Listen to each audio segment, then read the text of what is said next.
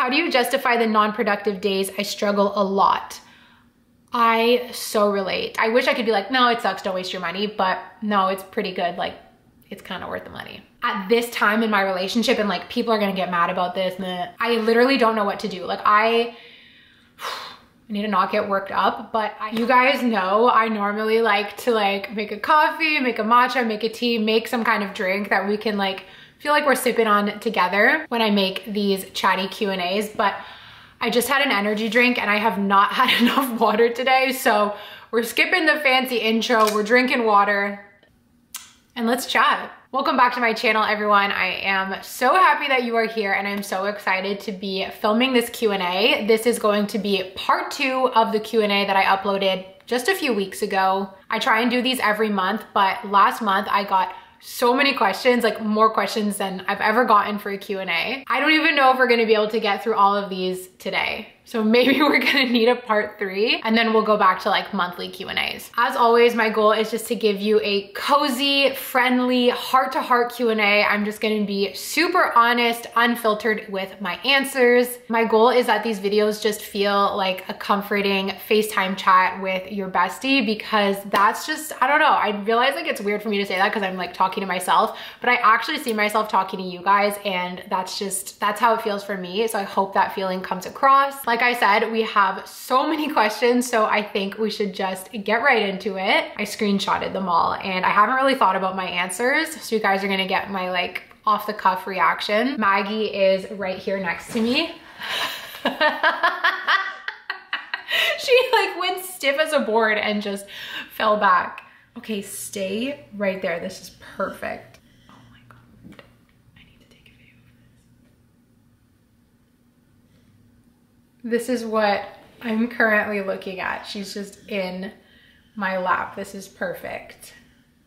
And there you guys are. I can't move to get the phone. Don't move. Okay, don't move, Maggie. Stay still. Stay still. Ooh, good job. That did not last long enough. I'm gonna put a little blanket on instead. We're gonna get super cozy, and the last thing I wanna say before we dive into the questions is thank you, Garage, for sponsoring this video. I'm wearing this cute blue outfit from them.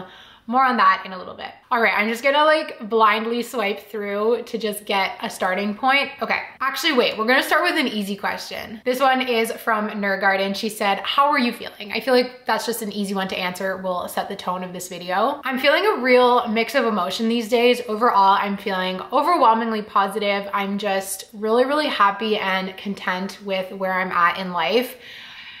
As far as I can remember, it's kind of like the first time I've had this feeling in life where I'm like, I like my job, I like where I live, I love my friends, I love my relationship, love my dog, like everything is really, really good. The self-sabotaging part of me is like, just wait, something's gonna go wrong soon, which I really hope not. I've been working really, really hard at my various projects. I have exciting things on the horizon. I am in a place of financial stability that I've never been in before after so many years of like budgeting and saving. My efforts are kind of coming to light and I'm starting to feel that security. I've been doing a lot of work on myself just in terms of like my well-being, journaling, focusing on my mental health. And I guess that's the best way to put it overall, is like my mental health is in the best place it's been in for a very, very long time.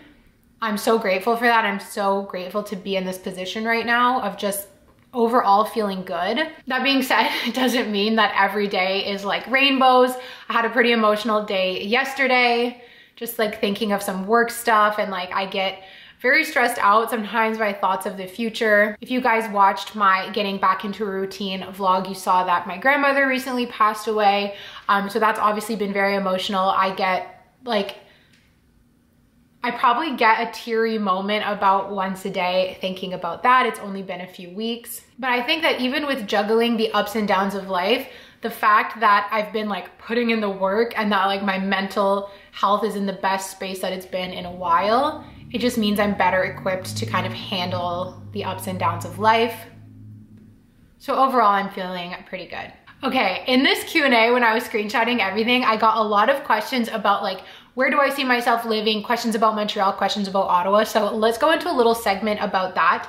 The first question is from Mathilde. She said, would you recommend living in Montreal? Your videos are my safe place. That makes me so happy. Thank you for that beautiful compliment.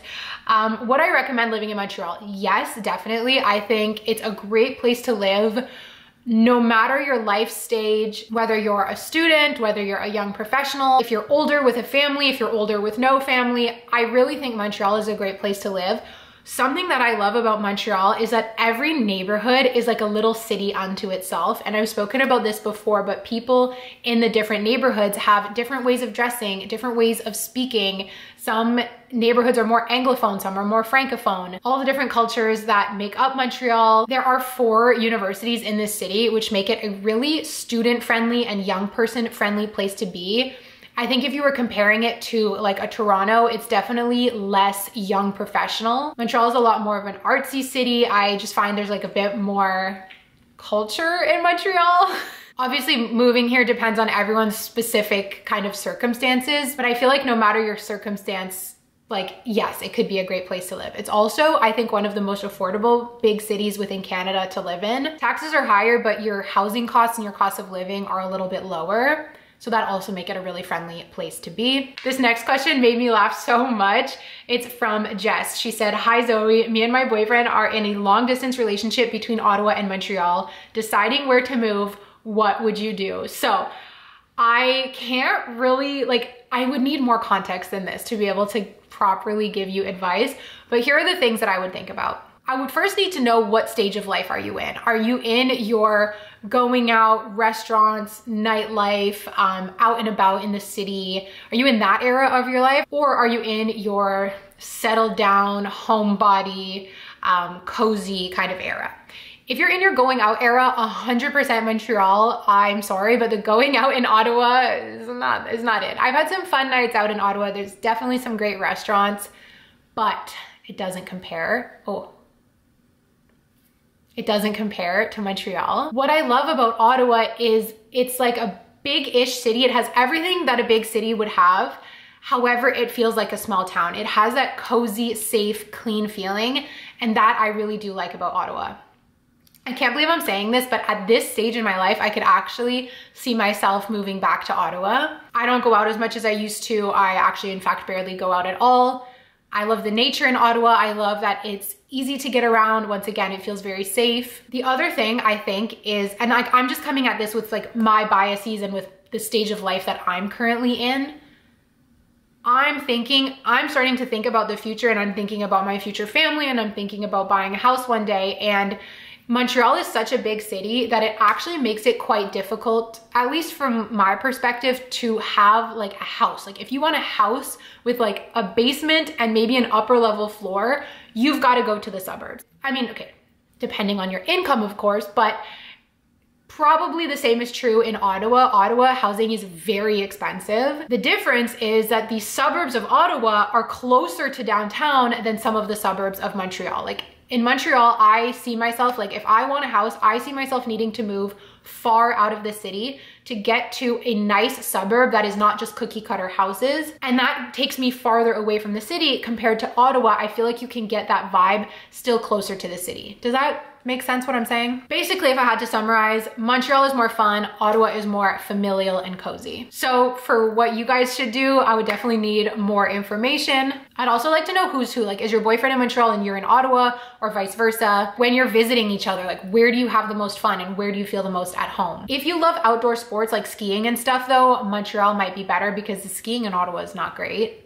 But you do have good cross-country skiing, skating. I mean, you have the canal. Anyway. All right, the last question on that topic that I will answer is from Pumpkin. Is Montreal your forever home? Would you like to live elsewhere in Canada or abroad? I don't know if Montreal is my forever home. I've never felt like it was. I honestly doubt that it is, like the city of Montreal, but I could definitely see myself living like in the eastern townships, kind of like in a small town outside of Montreal, and Montreal being my closest city. I definitely have a moving to Vancouver fantasy. I don't know if it will ever come true. You guys know I have a living in Australia fantasy. Sometimes I'm like, would I like living in Toronto? But I really doubt that that will ever happen. I could see myself moving back to Ottawa. The tricky thing is my boyfriend's job is not remote and it is not flexible. It is a Montreal job. So all of my dreams of moving are kind of dependent on his job. And that's a funny thing. There are questions that we're gonna get into later of like, how do you know JS is the one, and like your relationship and stuff. And that is something, like that is how I know I love him so much, is because I'm willing to stay here, and I'm willing to not experience living in Vancouver, or, you know, not go back to Australia, stuff like that, to be with him. Like being with him is more important to me than those things. But I highly, highly doubt, just for the reasons that I just talked about, I highly doubt that I will stay like in Montreal proper for the rest of my life. Before we get into the rest of the questions, I want to thank Garage for sponsoring this video. Garage has been such an amazing partner on my channel, and I'm so grateful to them sponsoring this Q&A. I am wearing the cutest monochrome outfit, and it's so comfortable. So I have on this oversized cozy crew neck. This is from their Elevate collection, and it's in this new blue that dropped for spring. Plus, as you can see, I am wearing the matching leggings. I have these leggings in black, and I wear them all the time. They're so comfortable. They make you feel so snatched. And I'm happy to report that they do not stretch out throughout the day as you're wearing them. You don't like have to keep hiking them up. I've washed them multiple times and they stay really, really great. I love a monochrome moment, and I love the blue for spring. It just feels so cheery. When I posted a picture of this on Instagram, I got so many compliments. You guys know me and you know I love a classic. So I also got this crew neck in a gray.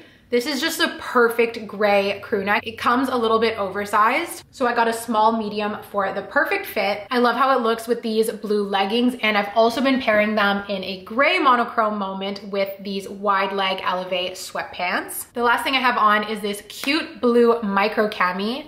I love these for all year round because I actually wear them like as a little bralette under sweatshirts and tank tops.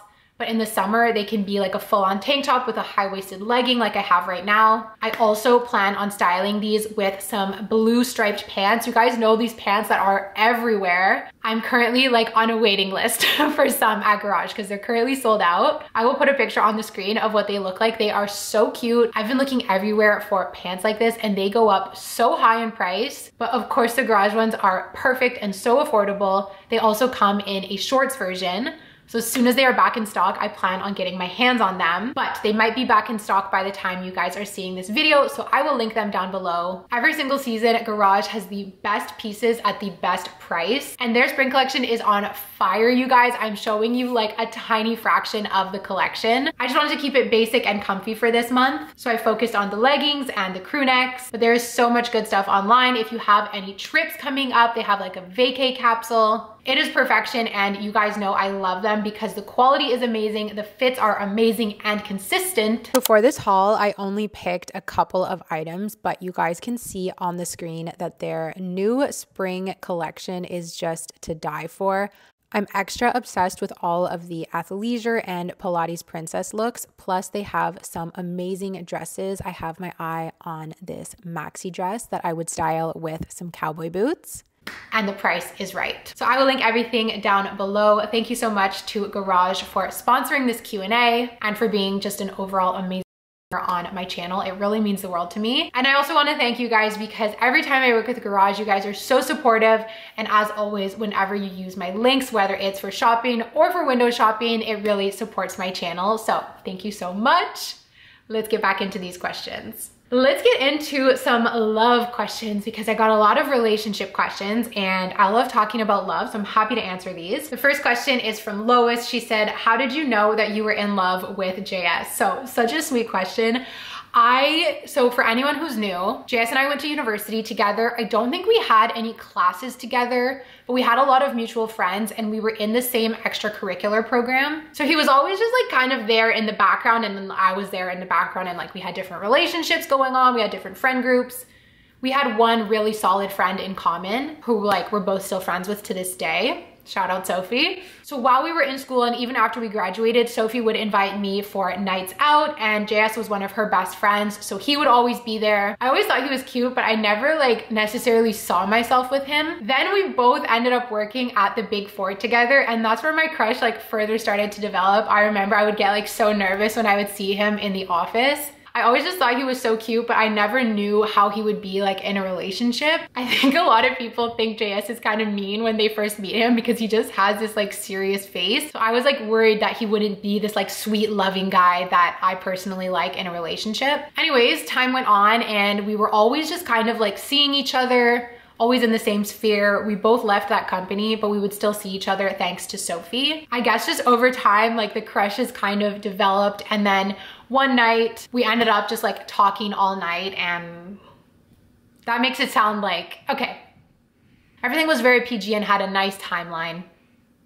I'm getting way too much into this. We went on our first date, and from that first date, I knew he was serious. I knew he was kind and he was going to be that loving guy that I wanted. We got aligned on everything right away from the beginning. Like in that first date, it was like, how many kids do you want? Like planning our whole future and just realizing that we were so aligned.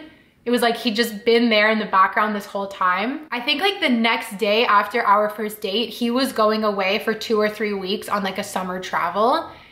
And I remember him dropping me off and giving me like a kiss before, you know, he left. And I remember feeling so many butterflies and feeling like, oh shit, like this is gonna be something.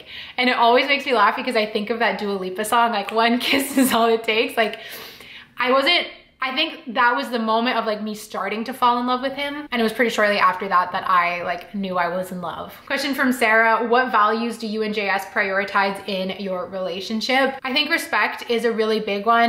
Respectful of each other's time, respecting one another. I would say respect and love, like always being loving, making sure the other person feels loved and feels supported. We talk a lot, and we talk a lot about our work and our goals. I think that's probably, he's obviously not here and I can't speak for him, but for me, that's like a big value, is feeling respected and feeling supported and encouraged. Like we're each other's best friends and cheerleaders. Honesty, communication, you know, all that good stuff. I would have to say though, as cheesy as it sounds, I think love and support and respect are like the main 3 values, because I feel like they're the foundation just for everything else. And love to me doesn't mean, you know, elaborate gestures and, you know, fancy date nights. Like it's really in the little things. We have this rule that whenever someone gets home after being away, we have to get up and greet the other person, not just be like, yeah, hey, like start taking the person for granted. We implemented a lot of like little rules like that when we moved in together. And I really do feel like it keeps that feeling of like love and excitement alive, you know, like little hearts in the air. From Hey, it's me at 29. How do you know when he's the one? I feel like the one has so much pressure, and any good relationship can feel like the one in the moment. Like I've had a few different relationships where I'm like, he's the one. Now I'm just like more experienced and mature and I'm like, he's the one. Are you coming back? As annoying as it is, I think it's just like a feeling and you kind of know when you know. And if you're wrong, that's okay too, because these things are part of life. Having your heart broken, breaking someone's heart, going through different relationships. I would say as best as you can, always follow your intuition. I've stayed in many a relationship or a situationship where my intuition was saying, stop it, this isn't right. Like stop wasting your time. And I'm like, no, maybe it can work. Your gut and your intuition always knows. This question is from Sarah. I love it. She says, what job would you have in another life? Definitely, there's so many. I told you guys in my last Q&A about like singing the songs for Love is Blind. I would love that. Something to do with creative writing, but that could very much be in this life. Something that I thought about a couple years ago when I had my first experience going to see an osteopath is that I didn't know that this was a career, like osteopathy. And I actually think I would have loved it. Like if I would have known that that was a career, that could have definitely been a path that I saw myself going down. Just like learning about the body, learning about health. And I love the holistic approach that osteopathy has, but it's way too late. I didn't do my sciences. But yeah, had I known, had things been different, I could totally see myself something in that kind of like health field. So a few different people asked how Maggie's training is going and if I can talk more about what I'm doing to train her. The training, I'm gonna be honest, I'm back in a not so positive place as it relates to her training. I kind of stopped doing the training leading up to our trip to Florida because I knew we were going away. Then we were gone for 2 weeks. Then the whole thing with my grandmother. now I'm back, and now I'm really finally starting to get back into a routine, and I just haven't restarted. I'm kind of feeling a lot of anxiety there. So I'm waiting until I feel better to start. But basically when it comes to separation anxiety, what you need to do is desensitize the dog to you leaving and to the door. So you'll have like kind of a breakdown of steps. They call it a mission. And you will walk to the door, jiggle the handle, come back. Walk to the door, pick up your keys, jiggle the handle, come back. Walk out the door, come back right away. Walk out the door, wait 10 seconds, come back right away. Walk up to the door, come back, jiggle the handle, come back, leave for 1 minute, come back. It's all these steps broken down, and over time you slowly leave longer. The last step always has to be the most challenging. If any of you guys are going through separation anxiety with your dog, which I genuinely hope you're not, because it is seriously awful for everyone involved, for you, for the dog, it just sucks. I do recommend the book Be Right Back by Julie Naismith. That book covers what I paid a trainer thousands of dollars to tell me. So just buy the book, follow the training plan. It does work. Like, it's been proven that it works. I don't know why in my situation I'm so stuck. And I 100% blame it on me, not the dog. I literally don't know what to do. Like I need to not get worked up, but I have moments where I'm like, do I need to put everything on pause and dedicate my entire life to training this dog? Because honestly, that's what it feels like. I find it really hard to carve out 30 minutes in my very busy days. I find it really hard to carve out 30 minutes to train her. And yeah, I've wondered, like, do I need to take a month off work to like train this dog and just spend the entire day doing that? But then again, I'm like, I think it's more mental blocks than time blocks. Like, why am I not carving out the 30 minutes when I definitely carve out 30 minutes to scroll on Instagram, you know? So hopefully in the next Q&A or in my vlogs, we're gonna have a more positive update soon, but I'm just keeping it real and I'm in a bit of a slump there. Human Waters asked, did being in a relationship change your attitude towards money? This is a really interesting question. I think it did and it didn't. I never said, oh, I'm in a relationship, I'm gonna spend more money. I'm in a relationship, I'm gonna spend less money. I never really did that. If anything, it's just been fun because especially living with JS, like he knows about my budgeting. He knows it's like my passion and my hobby.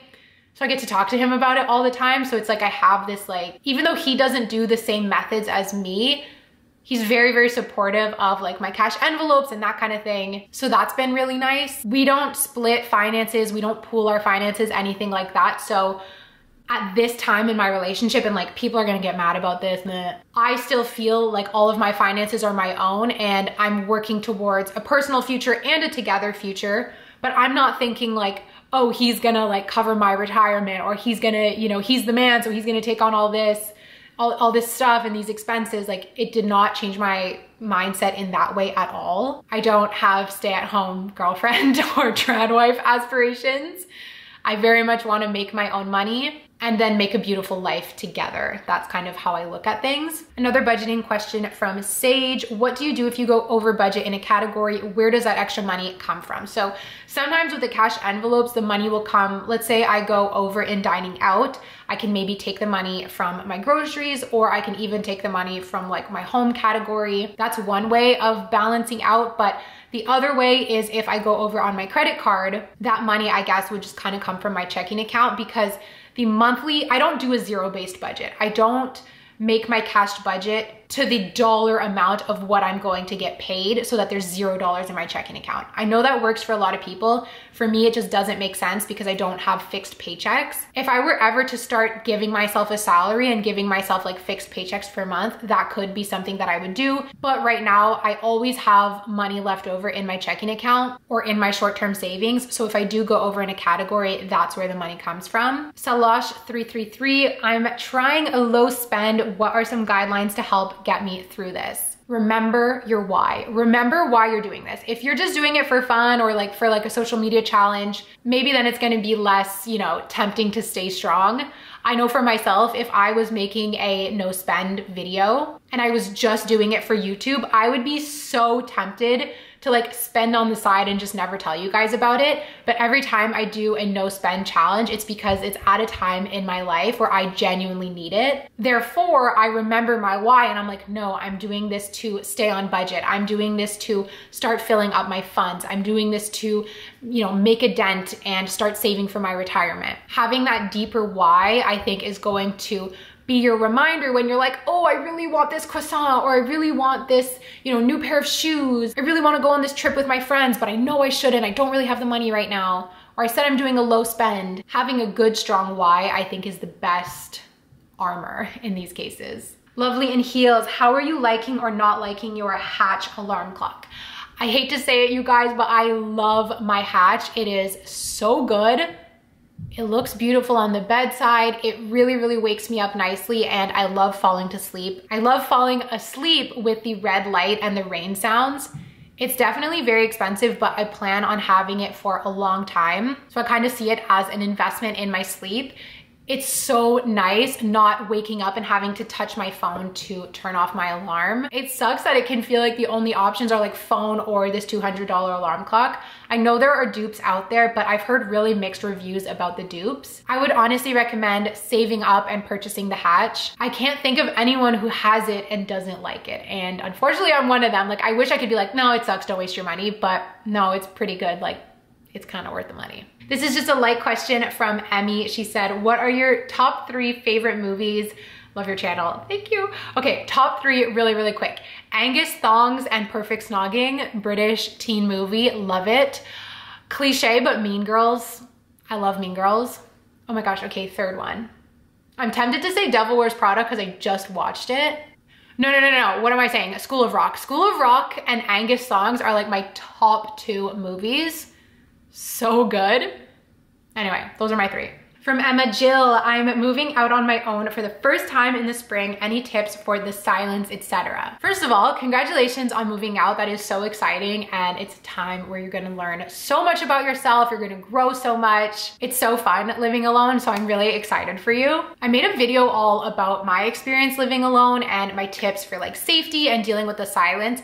I would say in the beginning, you might want to fill your space with noise. Music, podcasts, YouTube video, television, but slowly over time, you can take away some of that noise and get comfortable in the silence, because you will find it's actually really nice, especially in the spring and summer when you can open the windows and listen to the birds, maybe hear people walking by. Those kind of ambiance sounds are really nice as well. And a good transition from like always having a podcast to silence can also be those ambiance videos, like just jazz with no lyrics, coffee shop sounds. That can definitely help make you feel less alone. The last thing I would say on that is that chances are living alone is not something you're gonna do for the rest of your life. You might end up living with a partner or with family. So even though it might be a bit of a transition at first and you might feel lonely and you might be like, what have I done? Try your best to embrace it, knowing that this might not last forever. And by living alone, you have a huge opportunity to learn about yourself and to grow. Now, I got a lot of questions about like work and productivity, so we will end this video on some questions there. From Andrea, she asked, when did you start on social media?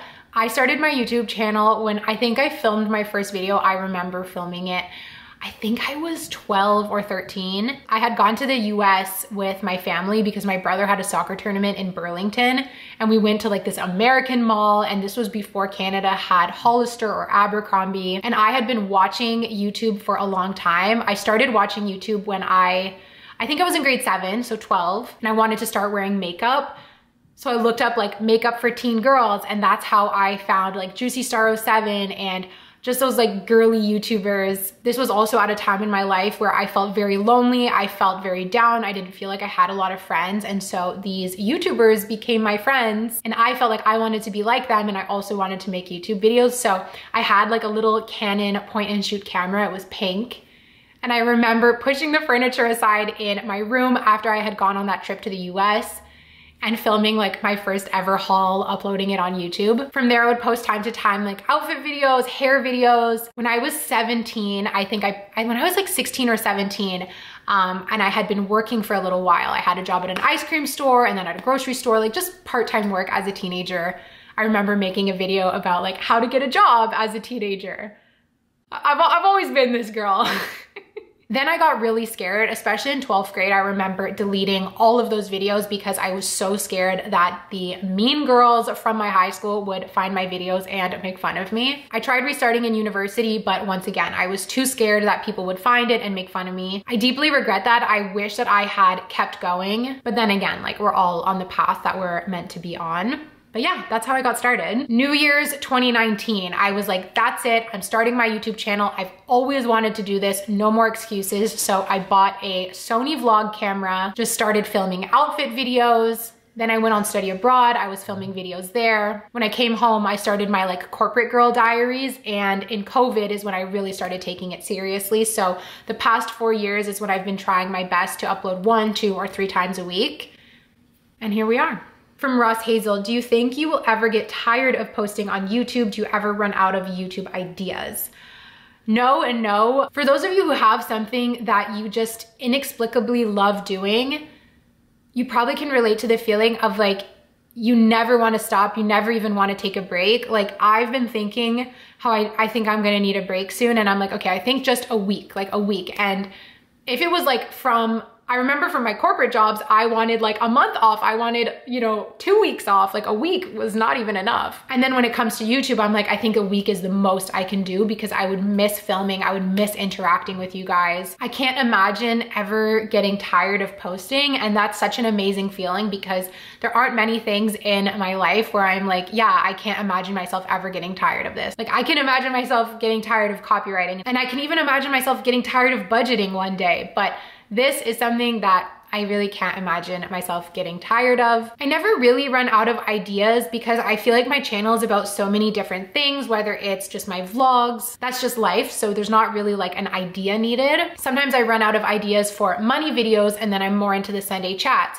And then I run out of Sunday chat ideas, I'm more into the money videos. And then just by turning to your audience and saying, what do you guys want to see? There's the kind of like this endless influx of potential ideas.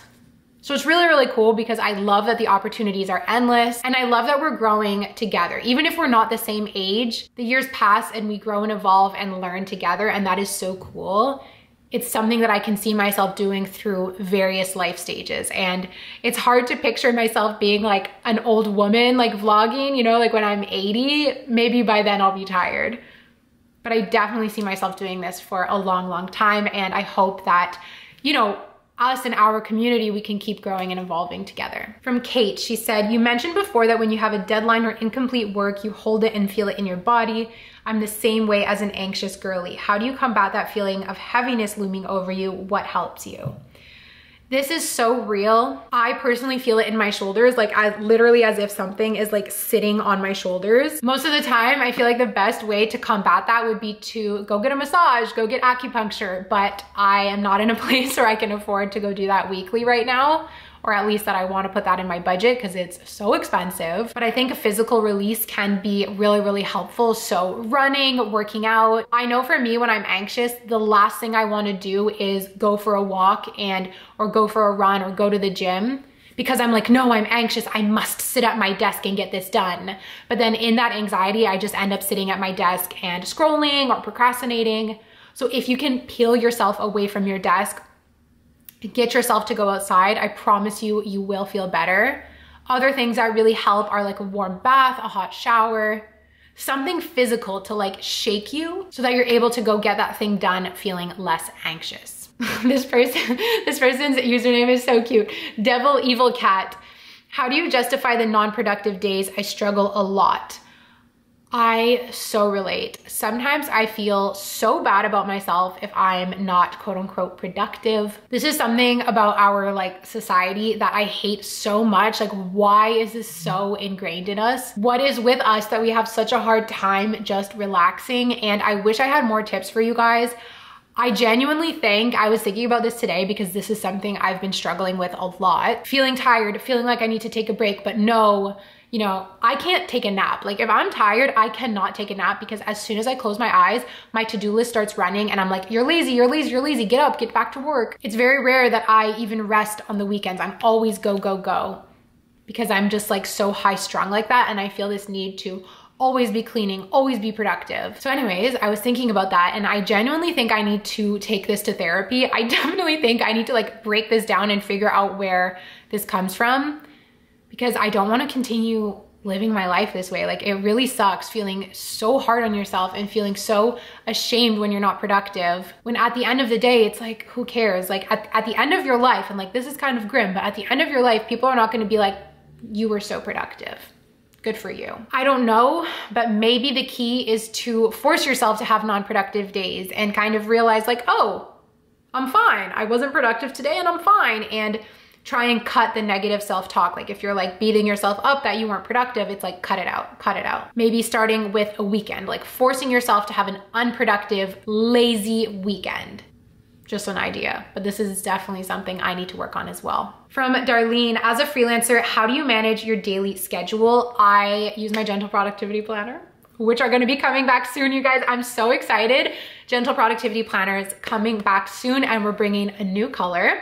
You heard it here first. But I use my Gentle Productivity Planner and I always write my to-do list. I always pick my top 3 priorities. This is really, really helpful. I think because I live with my boyfriend who has a 9-to-5, plus all of my friends have 9-to-5s, and because that's what I'm used to, I guess, even though I've pretty much been freelance. No, that's not true.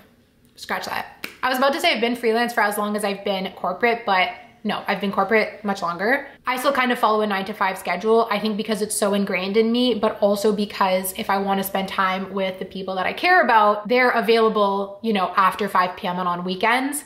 So I can't spend all of my time after 5 p.m. and on weekends working. However, this is something I'd like to get better at because as a freelancer, you have the gift of flexibility that is priceless. It is invaluable. And I've been kicking myself lately because I don't take advantage of it enough. I literally will lock myself in the house, or back when I had my office, I would lock myself in the office for those 9-to-5 hours, telling myself to be productive when maybe I'm better off working for a little bit, going for a walk, taking a break, working a little bit at night, actually taking advantage and making my own schedule. But just in terms of getting everything done, I think some people can struggle because they don't have that boss to check in with, or, you know, that rigid schedule to clock in and clock out of. I'm very motivated by my to-do list. When I have a to-do list, I'm like, I've got to get it done, almost to the point of being too strict with myself. But I love writing it down and then prioritizing. That is the basis for me so that I know where I really need to focus my energy on any given day. We're gonna end with this question from Open Book CA. What is one thing younger Zoe would be proud of current Zoe for accomplishing? So at first I wasn't going to answer this question because I answered it in my last Q&A, but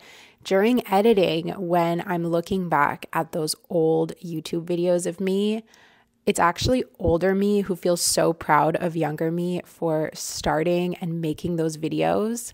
Now it's really common to want to be a YouTuber, but back then it genuinely meant you were going to get your ass bullied in school. And even though I stopped, and even though I definitely had moments of fear, I'm so grateful to younger me for starting. And it's actually so crazy for me sitting here looking back at those old videos, which is not something I do very often, seeing how far I've come and seeing how, you know, younger me kind of set the foundation, and that this has always been a dream inside of me is absolutely crazy.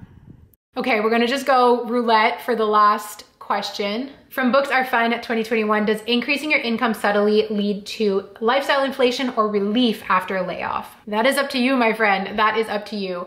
For me, it has led to relief. This question actually like perfectly applies to my situation because I've slowly increased my income over the past 2 years. Being laid off was such a scary time, and not having a job and not having that much in savings was like, oh my gosh, that it taught me that I never want to feel that way again. So although I have inflated my lifestyle in some ways, for example, I go get my nails done now instead of doing them at home, I haven't done any major lifestyle inflation. I've kept my lifestyle pretty much the same. I've even lowered my expenses most recently with getting rid of my office because I am hyper aware of lifestyle creep. I think that is the best way to avoid lifestyle creep, is to name it, to acknowledge it, to be aware of it, and then you can kind of avoid it. And then you'll be able to feel that relief. You'll be able to be like, wow, I'm watching my savings grow. Wow, I'm earning more money and I can actually take advantage of earning this money to save for my future and save for the things that I really want. That relief is just like invaluable. And it actually goes back to the first question that I answered, where I was saying I'm kind of in this, the most comfortable place I've been financially because time has passed and I've been able to save and to invest and to work towards my goals. That relief just feels so good. And it's never too late to get started, and you can start with baby steps. Anyway, that's a whole other topic. So on that note, we've been chatting for so long. I've barely had any water. I wanna thank you guys for taking the time to watch this video and to hang out with me. It really, really means the world. Please subscribe if you haven't already, and please do give this video a thumbs up. It really supports my channel and your support means the world to me. Thank you so much to Garage for sponsoring, and I will see you all in my next video.